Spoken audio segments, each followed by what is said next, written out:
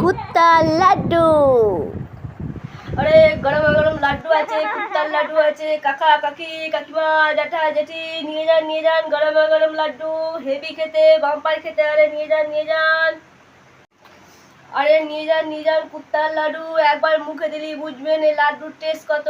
নিয়ে যান। কি গো শুনছো? দেখো না বাইরে কি বিক্রি করতে এসছে, কেন না গো? বলছে লাড্ডুর মতো একটা আওয়াজ শুনলাম। ওহ, তোমার আবার যত বায়না। কি লাড্ডু আছে হে? কুত্তার লাড্ডু আছে কাকা, খুব ভালো খেতে। What? Oh my god.